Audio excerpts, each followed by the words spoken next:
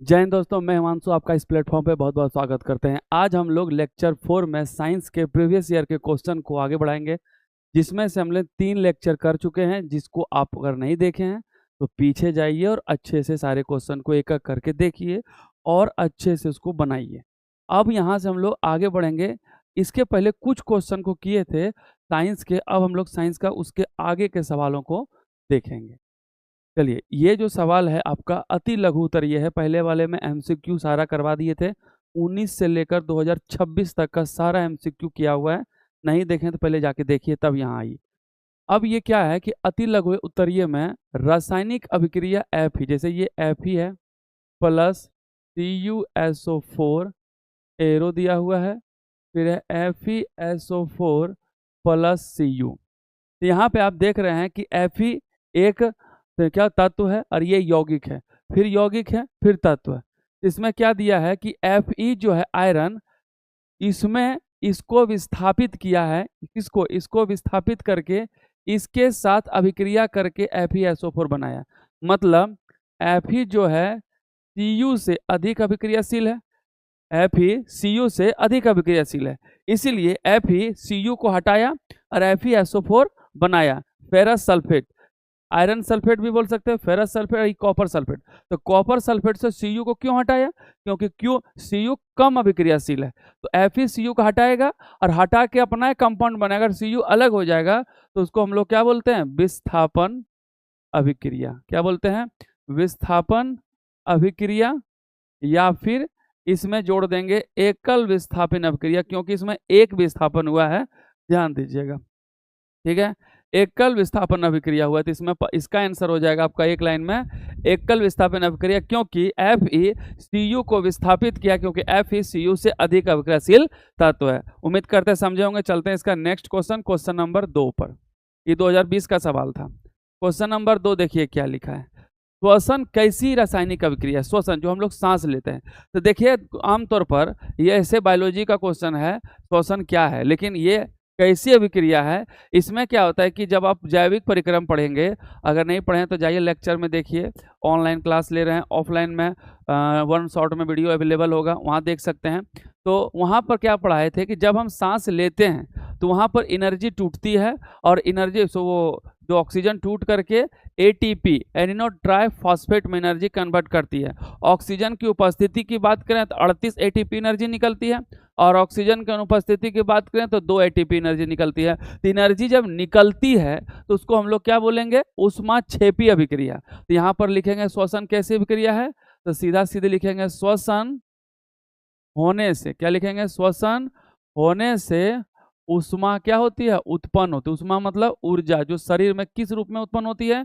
ATP के रूप में उत्पन्न होती है। तो ऊर्जा उत्पन्न होती है, उत्पन्न होती है। तो आपको पता है ऊर्जा जब उत्पन्न हो तो उसका ऊष्माक्षेपी, और ऊष्मा अभिक्रिया को होने के लिए अलग से लगाई जाए तो ऊष्मा शोषी। तो यहाँ ऊर्जा उत्पन्न हो रही है, उत्पन्न होती है, इसलिए इसलिए श्वसन एक क्या है? ऊष्मा, श्वसन एक ऊष्माक्षेपी अभिक्रिया अभिक्रिया है। अगर इसमें ऊर्जा निकल रही है तो ऊष्माक्षेपी, और ऊष्मा अगर अलग से लगाई जाए तो उसमें ऊष्मा शोषी कहते हैं। ठीक है, ये क्वेश्चन भी क्लियर है। ये क्वेश्चन 2019 में पूछा गया था। ठीक है, अब चलते हैं इसका अगला क्वेश्चन, क्वेश्चन नंबर 3 पर। ये 2018 का सवाल है कि इसमें लिखा अभिक्रिया की पहचान करें। जैसे देखिए 2H2 प्लस O2 एरो दिए, और यहाँ पर 2H2O। यहाँ पर पूछा है कि इस अभिक्रिया की पहचान की कैसी अभिक्रिया है। तो पहले 2 दूनी 4 हाइड्रोजन, यहाँ 2 दूनी 4 हाइड्रोजन, ऑक्सीजन 2 ऑक्सीजन 2। ये तो संतुलित अभिक्रिया पहला बोल सकते, क्योंकि दोनों तरफ अभिक्रिया और उत्पाद का जो अणु है उसकी संख्या क्या है? बराबर है। तो ये बराबर हो गया, तो इसके हिसाब से ये क्या होगा? संतुलित अभिक्रिया। दूसरा, 2 तत्व आपस में मिलकर एक नया तत्व बनाए। 2 तत्व आपस में मिलकर नया तत्व नहीं, यौगिक बनाए, क्योंकि 2 या 2 से अधिक तत्व मिले हों तो उसको यौगिक बोलता है। एक सिंगल है तो तत्व हो गया, ये भी तत्व। ये दोनों तत्व मिले तो एक एकल यौगिक बनाते हैं, तो इसको संयोजन। तो पहला क्या बोलेंगे? इसको संतुलित अभिक्रिया बोल सकते हैं, संतुलित समीकरण। दूसरा क्या बोल सकते हैं? संयोजन बोल सकते हैं क्योंकि दो को जुट के एक बना। और सबसे बड़ी बात, हाइड्रोजन में यहाँ देखिए ऑक्सीजन जुट रहा है, तो जब ऑक्सीजन जुटे, तो अभी आपको बताए थे ऑक्सीजन जुटे या ऑक्सीजन की जगह हाइड्रोजन घटे, दोनों में से कोई भी एक होगा। ऑक्सीजन जुट रहा है या हाइड्रोजन घट रहा है तो उसको हम लोग बोलते हैं उपचयन। लेकिन अगर ऑक्सीजन घटे हाइड्रोजन जुटे तो उसको बोलते हैं अपचयन। तो यहाँ पर तीसरा नंबर हो जाएगा उपचयन अभिक्रिया। ये तीनों में तीनों आप बोल सकते हैं, तो तीनों का आंसर हो सकता है या तो संतुलित क्योंकि पूरी तरह से संतुलित है, दूसरा संयोजन क्योंकि दो मिलकर एक बना है, और तीसरा ऑक्सीजन जुट रहा है इसलिए ये उपचयन अभिक्रिया हो गया। उम्मीद करते हैं ये भी समझ में आया होगा। चलते हैं अगला क्वेश्चन, क्वेश्चन नंबर 4 पे। चलिए क्वेश्चन नंबर 4 देखते हैं। यहाँ पे आप देखिए, यहाँ पर लिखा हुआ है AB प्लस CD, फिर एरो देंगे, फिर AD प्लस CB। यहाँ पे देख रहे हैं ए जो है डी के साथ अभिक्रिया किया तो क्या बनाया है AD, और बी और सी के साथ अभिक्रिया क्या बनाया है तो CB। इसमें क्या होता है कि दो यौगिक अपने अणुओं का, अपने तत्वों का फेर बदल करते हैं, मतलब तुम मेरे साथ आ जाओ हम तुम्हारे साथ आ जाते हैं, और एक दो नया यौगिक बनाते हैं, तो उसको हम लोग द्विविस्थापन अभिक्रिया कहते हैं। क्या बोलते हैं? द्विविस्थापन। विस्थापन तो हो रहा है लेकिन दोनों तत्व एक दूसरे का जगह छोड़ करके दो नया यौगिक बना रहे हैं, तो द्विविस्थापन अभिक्रिया बोलेंगे इसको। और साथ में इसमें एक एग्जाम्पल की बात करें तो यहाँ देखिए Na2NaCl लेते हैं, NaCl प्लस H2SO4 लिए, तो NaCl सोडियम क्लोराइड जिसको लवण बोलते हैं, और H2SO4 सल्फ्यूरिक अम्ल बोलते हैं। इसमें NaSO4 के साथ मिलेगा तो क्या बनाएगा Na2SO4, और ClH के साथ मिलेगा तो क्या बनाएगा HCl। यहाँ पर देख रहे हैं कि यदि ये A है और ये D है, ये B है और ये C है, तो देखिए A और D मिलकर के AD बना, मतलब Na2SO4 बना, और B और C मिलकर के क्या बना HCl जो कि BC है। BC बोलिए, CB बोलिए, और AD। तो इक्वेशन में देख रहे हैं दो तत्व, यहाँ भी दो तत्व था, कभी इस तरह समीकरण दे देगा कभी इस तरह, तो यहाँ पर फेर बदल हो रहा है, यहाँ भी देखिए फेर बदल हो रहा है। तो जब फेर बदल हो, दोनों अदला बदली करे, तो उसको हम लोग क्या बोलेंगे द्विविस्थापन अभिक्रिया। एक जो है अभिक्रिया में एक हटा करके एक को बाहर करता है तो उसको एकल विस्थापन कहते हैं, क्योंकि वहां एक अभिक्रियाशील ज्यादा होता है। चलते हैं अगला क्वेश्चन, क्वेश्चन नंबर 1 में। देखिए ये अति लघुत्तर ये था, हम 19 से लेकर 26 तक के सारे सवाल को करेंगे, लेकिन 26 वाला लास्ट में करेंगे, क्योंकि हर चैप्टर का जो लास्ट में देखिएगा तो वहां पर हम लास्ट में 2026 के सवाल करते हैं, ताकि आपको समझ में आए कि ये 26 में आया हुआ है तो अगला साल उससे रिलेटेड दूसरा पढ़ना है, क्योंकि वो तो आएगा नहीं, इसलिए थोड़ा ध्यान से पढ़ना है लास्ट वाले सवाल को। यहाँ भी सारे सवाल बहुत इंपॉर्टेंट है, इसको एक भी क्वेश्चन स्किप ना होना चाहिए, एकदम बेहतरीन तरीके से अच्छे से याद होना चाहिए। यहाँ पर जो सवाल है क्वेश्चन नंबर 1 की बात करें तो रासायनिक समीकरण को संतुलित करना क्यों आवश्यक है, पहले इसको समझते हैं।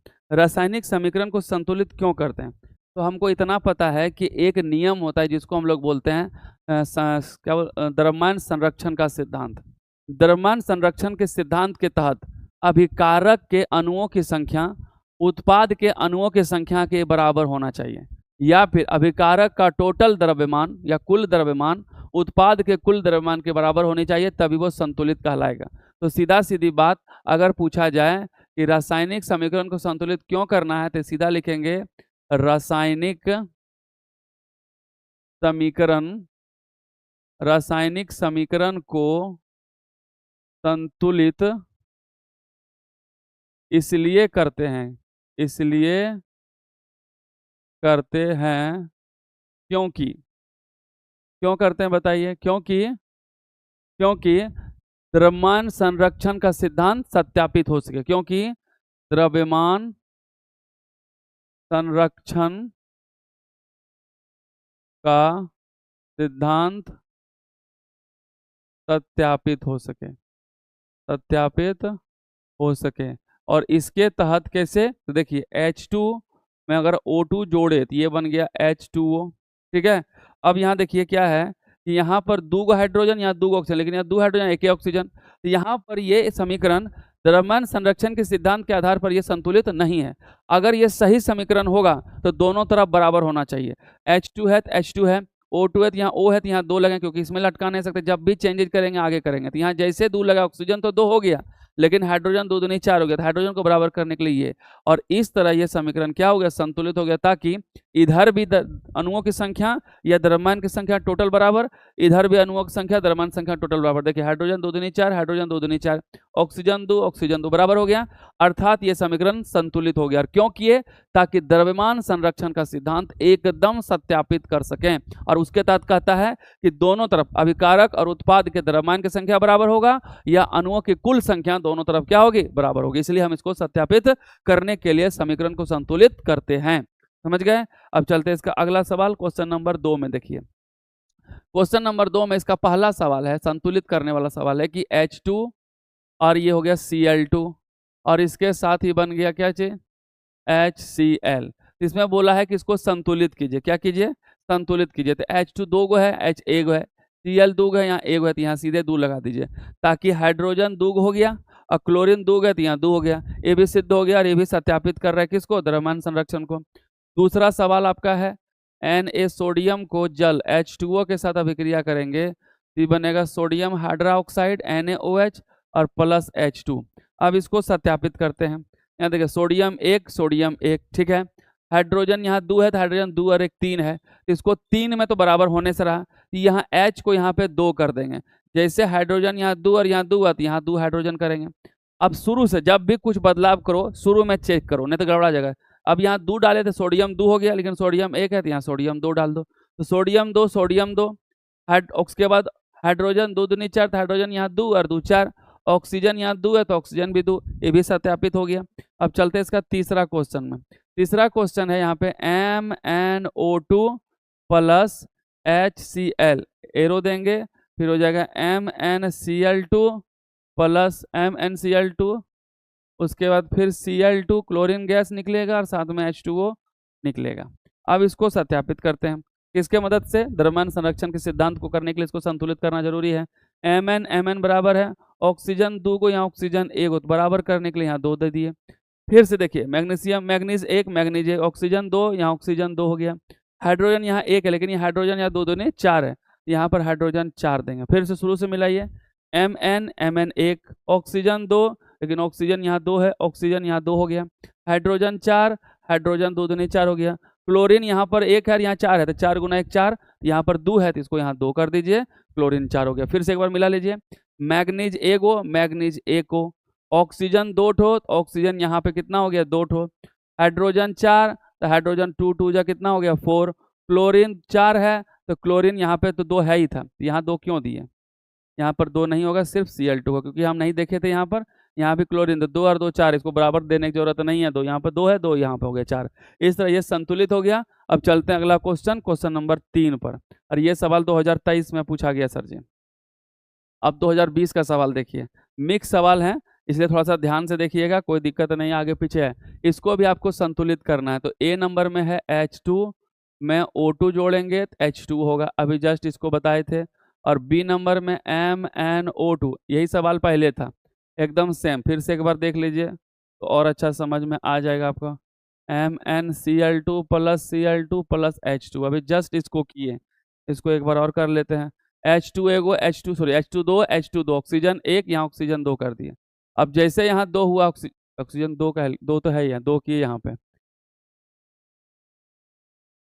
हाइड्रोजन 2 था, लेकिन यहाँ 2 की, ऑक्सीजन को बराबर करने के लिए ऑक्सीजन 2 है, लेकिन हाइड्रोजन 4 हो गया, तो 4 करने के लिए यहाँ पे 2 डाल देंगे। इस तरह ये समीकरण हो गया संतुलित।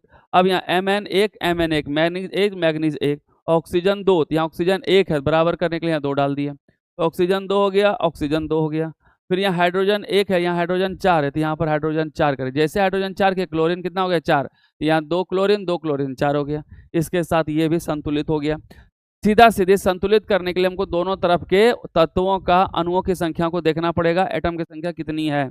अब चलते हैं इसका अगला सवाल, क्वेश्चन नंबर 4 पे। क्वेश्चन नंबर 4 में कह रहा है कि सोडियम को तेल में क्यों रखते हैं। ये सवाल आपका 2020 में पूछा था कि सोडियम को तेल में ही क्यों रखते हैं। तो चूंकि सोडियम जो है बहुत अभिक्रियाशील तत्व है, इतना अभिक्रियाशील कि बाहर रखेंगे तो सीधे ऑक्सीजन के संपर्क में आके उसमें आग लगा लेगा। इसीलिए इसको हम लोग क्या करते हैं, हम कहाँ रखते हैं, केरोसिन तेल में, ताकि उसके अंदर रखे और कट ऑफ ऑक्सीजन रहे, मतलब ऑक्सीजन के संपर्क में ना आए, इसलिए इसको तेल में रखते हैं डुबा करके। तो सीधा लिखेंगे सोडियम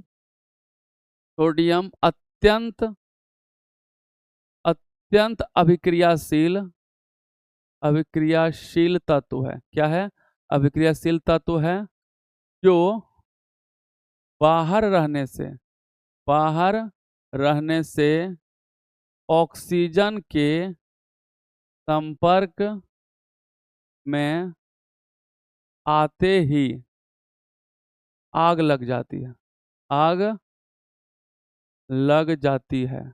अब आग लग जाती है तो विस्फोटक की तरह जलने लगेगा, इसलिए उसको आग ना लग जाती, इसीलिए इसे तेल में डुबा के रखा जाता है। कौन तेल? केरोसिन तेल।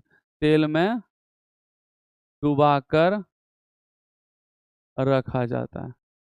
ठीक है, जैसे ही ऑक्सीजन के संपर्क में आएगा बाबू आग लग जाएगी, इसलिए इसको डुबा के रखते हैं। ठीक है, ताकि उसमें डुबा रहेगा, उसमें ऑक्सीजन तो है नहीं, और ऑक्सीजन नहीं है तो जलेगा नहीं। पानी में भी नहीं रखेंगे, पानी रखेंगे तो पड़ाका तरह ब्लास्ट करेगा, क्योंकि वो ब्रेक होकर के ऑक्सीजन के साथ अभिक्रिया करके ब्लास्ट कर लेगा, इसलिए पानी में भी नहीं रखते, केरोसिन तेल में रखा जाता है। ठीक है, समझ गए? सोडियम अभिक्रियाशील है, थोड़ी बड़ी नहीं बहुत बड़ी अभिक्रियाशील धातु है, जिसके वजह से वो ऑक्सीजन के संपर्क में जैसे आता आग लगा लेता है, इसलिए उसको अलग करके रखते हैं। किसमें? पानी से, और उसको किसमें रखते हैं? केरोसिन तेल में डुबा के रखा जाता है। ठीक है, चलते हैं इसका अगला सवाल, क्वेश्चन नंबर 5 में। देखिए क्वेश्चन नंबर 5 क्या है कि क्वेश्चन नंबर 5 में कह रहा है 14 और 20 दोनों साल पूछा गया है, इसलिए क्वेश्चन थोड़ा ध्यान दीजिए। पहला लिखा है 1 और 2 को क्या बोला गया है, तो 1 नंबर में अगर बात करें 1 और 2 के नाम बताए, एक तो है डब्बा, डब्बा को हम लोग वीकर बोलते हैं जी। क्या बोलते हैं? वीकर, ऐसे वीकर होता है। हर्षी का दीर्घी का थोड़ा हिंदी टाइट है मेरा, इसलिए थोड़ा ध्यान दीजिएगा। और दूसरा जो है वो आपका जल है। ये क्या है? दूसरा ए में वीकर और बी में जल है।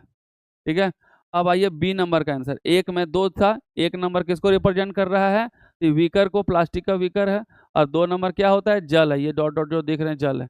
अब इसमें होने वाली अभिक्रिया का नाम बताया। तो जल में जैसे ही कैल्शियम ऑक्साइड जाएगा, कैल्शियम ऑक्साइड को जैसे H2O मिलाएंगे, जल में CaO जैसे मिलाएंगे, ये अभिक्रिया करेगा और ये बनाएगा CaOH होल 2, और ये बहुत ज़्यादा हीट क्या करेगा? रिलीज करेगा। जैसे ही ये हो गया चूना, ये हो गया बिना बुझा हुआ चूना है, और इसमें जल में जैसे डालेंगे तो बुझागा, तो इसको बोलते हैं बुझा हुआ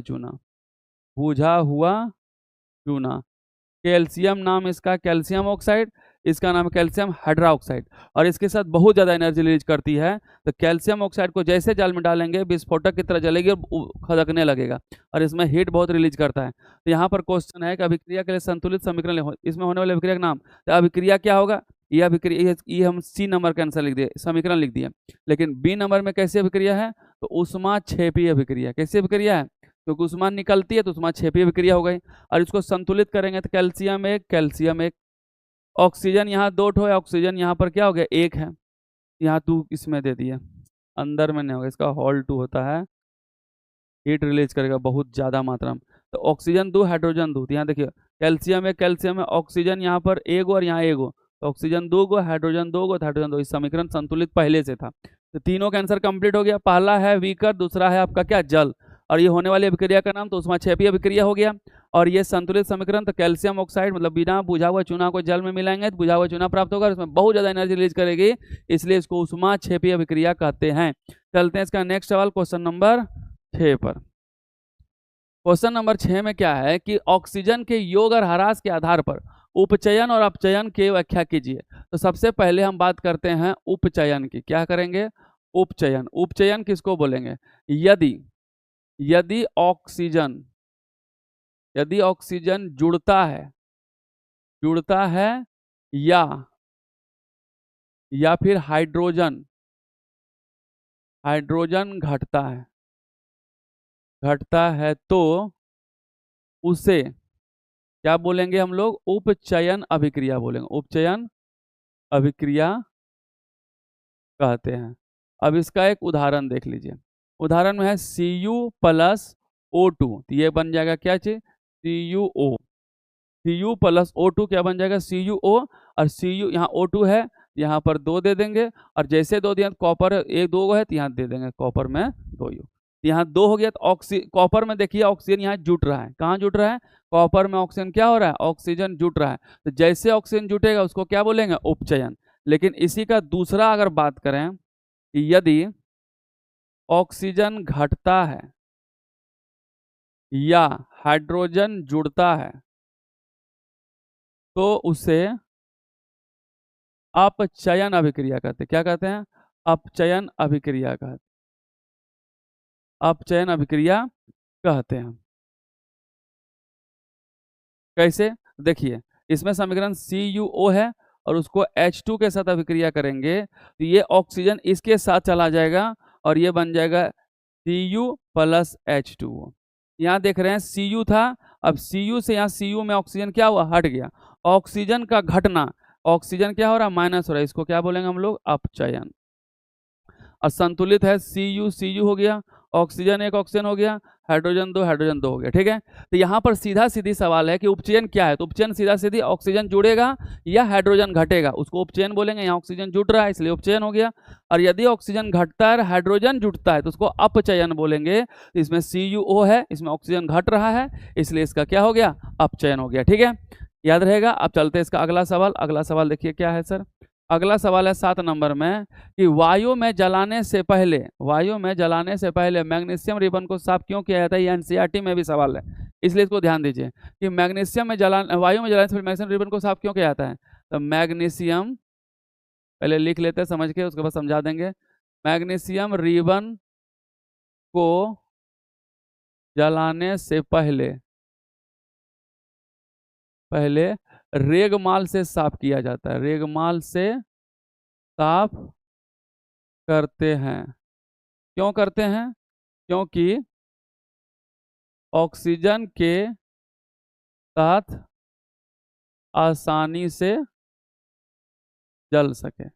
अब ये क्या फंडा है देखिए, जैसे मैग्नीशियम ऑक्सीजन के साथ मिलेगा क्या बनेगा? MgO। यहाँ 2 है तो यहाँ 2 डालेंगे, यहाँ 2 डालेंगे। ठीक है, ये मैग्नीशियम ऑक्साइड। तो क्या होता है कि मैग्नीशियम बाहर रहता है तो उसके ऊपर एक परत जम जाती है, और परत जम जाती है तो उसके जो सतह होते हैं उससे ऑक्सीजन कनेक्ट नहीं कर पाता है। तो कभी ज़्यादा जलता है, कभी कम जलता है, कभी ज़्यादा जलता है, कभी कम जलता है, मतलब संपर्क में आएगा तभी तो अच्छा जलेगा। तो क्या होता है कि उसको अगर जलाना है तो पहले रेगमाल ट्रांसपत्ती, जो कि आप जब पापा घर में पेंट वगैरह करते हैं, कोई मिस्त्री वगैरह लगाते हैं तो देखते होंगे कि एक लाल जैसा पत्ता होता है जो रूखा होता है, जिसको ऐसे ऐसे करके क्या किया जाता है? साफ किया जाता है ताकि ऊपर के सारे परत खत्म हो जाए। तो उसको हिंदी में बोलते हैं रेगमाल। तो रेगमाल से उसको पहले रगड़ के अच्छे से साफ करके सारा धूल उसका ऊपर जो परत है उसको हटाते हैं ताकि वो ऑक्सीजन के साथ आसानी से कनेक्ट कर सके और अच्छे से जले। और ये समीकरण उसका हो गया। जैसे ये जलेगा एकदम दूधिया रंग की तरह व्हाइट दिखेगा, एकदम दूधिया की तरह, मिल्क ऑफ मैग्नीशिया इसको कहा जाता है। ठीक है, और ये एक तरह से एंटी एसिड है, जो कि हम लोग पेट में अपच की स्थिति होती है तो जो इनो वगैरह पीते हैं इसमें हाइड्रोजन मिला देंगे तो मैग्नीशियम हाइड्रोक्साइड बन जाएगा, जो कि आपका क्या करेगा? एसिडिटी को कम करने में मदद करता है, जो आप अगला चैप्टर 2 में पढ़िएगा। ठीक है, ये क्वेश्चन नंबर कंप्लीट हो गया। तो सीधा सीधी बात है कि क्यों रगड़ते हैं? क्योंकि उसके ऊपर परत जम जाती है और परत को हटाना जरूरी है, नहीं तो वो ऑक्सीजन के साथ सही से अभिक्रिया नहीं करेगी, कभी ज़्यादा जलेगी कभी कम जलेगी, इससे कि हम लोग को जलने का डर होता है, कुछ एक्सीडेंट होने का डर रहता है, इसलिए उसको अच्छे से साफ किया जाता है ताकि वो अच्छे से जल सके। ठीक है, अब चलते हैं अगला क्वेश्चन। अगला क्वेश्चन 8 नंबर देखिए। 8 नंबर में है कि सोडियम हाइड्रोजन कार्बोनेट। तो देखिए, सोडियम हाइड्रोजन का NaHCO3, सोडियम हाइड्रोजन कार्बोनेट को गर्म करने पर, गर्म किए तो ये किस में टूटेगा?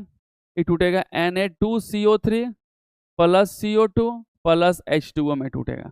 तो एक बात पहले बता देते हैं कि ये अभिक्रिया का समीकरण लिखे, समीकरण लिख दिए। अब इसमें क्या है, इसमें की अभिक्रिया जैसे टूटेगा तो इसको हमको उत्तर अधिकतम 30 से 40 शब्दों में लिखना था, हम आपको समीकरण लिख दिए। अब इसको 30 से 40 शब्द में कैसे लिखेंगे? लिखेंगे कि सोडियम हाइड्रोजन कार्बोनेट में यदि जैसे ही हीट डालेंगे, मतलब गर्म करेंगे, तो ये सोडियम कार्बोनेट कार्बन डाइऑक्साइड और जल में क्या होता है? टूटता है। और इस अभिक्रिया में तोड़ने के लिए हीट मतलब उष्मा अलग से लगाई जाती है, तो उसको हम लोग ऊष्माक्षेपी अभिक्रिया कहते हैं। और यह एक यौगिक टूट करके 2 या 2 से अधिक यौगिक में बटा, इसलिए इसको हम लोग क्या बोलेंगे? वियोजन अभिक्रिया। तो 3 लाइन लिखिएगा तो 30 से 40 वर्ड तो हो ही जाएगा। तो क्या क्या बोले, पहले बोले कि सोडियम हाइड्रोजन कार्बोनेट को गर्म करने पर ये 3 पार्ट में टूटता है। तो सोडियम हाइड्रोजन कार्बोनेट को गर्म करने पर ये सोडियम कार्बोनेट, कार्बन डाइऑक्साइड और जल में टूटता है। और टूटने के बाद एक यौगिक जो है वो टूटने के लिए इसमें अलग से उष्मा लगी, तो उष्मा लगेगी, इसलिए इसको हम लोग क्या बोलते हैं, उष्मा शोषी अभिक्रिया। उष्मा छेपी नहीं, उष्मा शोषी, क्योंकि उष्मा लग रही है। और उष्मा छेपी मतलब ऊर्जा रिलीज होगी तो उष्मा छेपी, और लगेगी तो उष्मा शोषित। यहाँ लग रही है, ये उष्मा शोषित, सोख रहा है ना। तो ये 1 से 3 पार्ट में बटा, पहले उष्मा शोषी हो गया, और उष्मा शोषी होने के बाद ये एक यौगिक 3 पार्ट में टूटा, इसलिए ये वियोजन अभिक्रिया भी होगा। ठीक है, और वियोजन अभिक्रिया के साथ साथ इसमें तीनों हम लाइन बता दिए। और इसमें एक है वियोजन अभिक्रिया, एक है क्या बोलते हैं उष्मा शोषी अभिक्रिया, और एक टूटेगा तो 3 पार्ट में बट रहा है, इसलिए इसको हम लोग क्या बोलेंगे, 30 वर्ड में हम इसको आसानी से लिख सकते हैं। आप लिख लीजिए, हम लिखा देते हैं। ये समीकरण हो गया। तो सबसे पहले लिखेंगे, सबसे पहले जैसे ही इसमें उष्मा दी जाती है, यह टूटकर सोडियम कार्बोनेट, कार्बन डाइऑक्साइड और H2O में वियोजित हो जाती है। वियोजित हो जाना मतलब क्या होता है, अलग हो जाती है। अतः इसे क्या बोलेंगे, उष्मा शोषी अभिक्रिया, उष्मा शोषी अभिक्रिया कहेंगे। ठीक है, और साथ ही एक यौगिक टूटकर 2 या 2 से अधिक उत्पाद बना रही है, तो इसे वियोजन अभिक्रिया भी कहेंगे। वियोजन अभिक्रिया कहेंगे। ठीक है, 30 से 40 वर्ड में तो हो गया। ये हो गया एक अभिक्रिया, क्या, जब ये टूट रहा है 1 से 2 से अधिक तो वियोजन हो गया, और साथ में हीट डाले, उष्मा डाले तभी टूटा, इसलिए इसको उष्मा शोषी अभिक्रिया भी कहेंगे। ठीक है, 30 से 40 वर्ड में आसानी से लिख सकते हैं। अब चलता है अगला क्वेश्चन। अगला सवाल क्या है, देखिए। अगला सवाल है 9 नंबर। ध्यान से देखिए, इसमें क्या है, पहला है हाइड्रोजन, तो पहला क्या लिखेंगे, हाइड्रोजन मतलब H2 प्लस नाइट्रोजन, तो नाइट्रोजन क्या होता है N2, और ये अमोनिया, तो क्या बनेगा NH3, क्या बनेगा अमोनिया। तो इसको संतुलित करेंगे, संतुलित करते हैं, हाइड्रोजन 2 गो, हाइड्रोजन यहाँ 3 गो, तो यहाँ 3 कर देंगे और यहाँ 2 कर देंगे, तो क्या होगा, हाइड्रोजन 3 दूनी 6, तो 3 दूनी 6 हाइड्रोजन हो गया, नाइट्रोजन 2, तो यहाँ नाइट्रोजन 2 पहले से है, इसलिए ये संतुलित हो गया। अब चलते हैं इसका अगला सवाल, बी नंबर। बी नंबर में सोडियम तो Na देंगे, जल है तो H2O देंगे, जल का H2O होता है सर, और सोडियम हाइड्रोक्साइड होता है NaOH प्लस, और हाइड्रोजन होता है H2। ये सवाल 2018 में पूछा गया है। इसको अब संतुलित कीजिए, सोडियम यहाँ 1 है तो यहाँ 1 है, दोनों बराबर है। यहाँ हाइड्रोजन 2 है, यहाँ हाइड्रोजन 2 और एक यहाँ 3 है, तो यहाँ पर 2 डालिए, यहाँ भी 2 डालिए। क्यों 2 डाले, क्योंकि जैसे 2 डालेंगे हाइड्रोजन को 4 करने के लिए, यहाँ सोडियम 2 हो गया, और सोडियम 2 यहाँ भी हो गया, तो सोडियम 2 सोडियम 2, उसके हाइड्रोजन यहाँ 2 है, लेकिन हाइड्रोजन 2 और 2 4 है, तो इसको यहाँ 2 कर देंगे। फिर से एक बार मिलाइए, जब भी कुछ बदलाव कीजिए शुरू से मिलाइए, सोडियम 2 सोडियम 2, हाइड्रोजन 2 दूनी 4, हाइड्रोजन 2 और 2 4, ऑक्सीजन 2 ऑक्सीजन 2, ये भी संतुलित हो गया। अब चलते हैं अगला सी नंबर। सी नंबर में क्या, मीथेन, तो मीथेन हो जाएगा CH4 और ऑक्सीजन हो गया O2, ये बन जाएगा carbon dioxide CO2 plus H2O। अब इसको संतुलित करते हैं, कार्बन 1 कार्बन 1, हाइड्रोजन 4, यहाँ हाइड्रोजन 2 है तो यहाँ 2 कर दिए 4, जब भी बदलाव कीजिए शुरू से मिलाए, carbon 1 carbon 1, hydrogen 4 hydrogen 4, oxygen यहाँ 2 है, लेकिन ऑक्सीजन 2 है 2 4 है, तो यहाँ ऑक्सीजन 2 कर देंगे। तो एक एक करके बराबर करते हैं। यहाँ याद रखिएगा, जो हम संतुलित कर रहे हैं वो किस विधि से कर रहे हैं, हीट एंड ट्रायल विधि से, कॉलम बना के कर सकते हैं, उतना नहीं कर सकिएगा, डायरेक्ट मार दीजिएगा। ये 9 नंबर कंप्लीट है। चलते हैं अगला नंबर 10 नंबर पे। ये तो फिर से वही सवाल आ गया सर, डबल प्रिंट हो गया। हम लोग यहीं तक करेंगे आज, इसके बाद फिर हम लोग अगला क्लास करेंगे। तब तक इसको अच्छे से बनाइए, रिवाइज कीजिए और मन से बस पढ़ते रहिए। और बस एक चीज़ याद रखिएगा कि मेंस मैक्स परफेक्ट कब बनता है, सिर्फ रिवीजन से। तो रिवीजन मैक्स मैन परफेक्ट, मतलब एक आदमी तभी परफेक्ट बनता है जब वो चीज़ में बार बार वो प्रैक्टिस करे। जैसे उसेन बोल्ट ने क्या कहा था, उसेन बोल्ट कहा था कि हम 4 साल में लगातार दौड़ते हैं, एक भी दिन गैप करके। और किस लिए? तो 4 साल में एक बार ओलंपिक होती है, और हर ओलंपिक में क्या होती है कि हमको कुछ ही समय मिलता है, इसलिए उसको जीतने के लिए, उस मेडल के लेने के लिए, गोल्ड मेडल को लेने के लिए वो 4 साल लगातार खेलते हैं। तब जाकर के क्या होता है, वो इतने बड़े खिलाड़ी बनते हैं। विराट कोहली, जिसको दुनिया किंग कोहली के नाम से जानती है, वो एक दिन में ही किंग कोहली नहीं बन गए। उनका काम बताता है कि वो डेडिकेशन, कि सारे काम छोड़कर पहले वो क्या करते हैं, प्रैक्टिस करते हैं मैदान पे 5 घंटा 6 घंटा नेट प्रैक्टिस, तब जाके वो बॉलर का धज्जियां उड़ाते हैं, तब वो बनते हैं किंग कोहली। जैसे हमारे नरेंद्र मोदी 24 घंटा में 12 घंटा 14 घंटा काम करते, तब वो इतने बड़े प्रधानमंत्री, देश के बहुत बड़े चहेते बनते हैं। तो ऐसे कोई आदमी सक्सेसफुल नहीं बन जाता है। इसलिए आपको अगर अच्छा मार्क्स लाना है, अच्छा कुछ करना है, तो आपको लगातार मेहनत के साथ साथ रिवीजन करते रहना, भगवान और ये सब चीज़ पर आस्था रखना है, उससे हिम्मत मिलता है। लेकिन भगवान आपके रिजल्ट को अच्छे नहीं करेंगे, इसके लिए आपको लड़ना पड़ेगा, तब भी भगवान साथ देंगे। इसलिए मन लगा के पढ़िए, हम आपके साथ थे, हैं और हमेशा रहेंगे। मिलते हैं नए वीडियो के साथ, तब तक अपना ख्याल रखिए। जय हिंद, वंदे मातरम।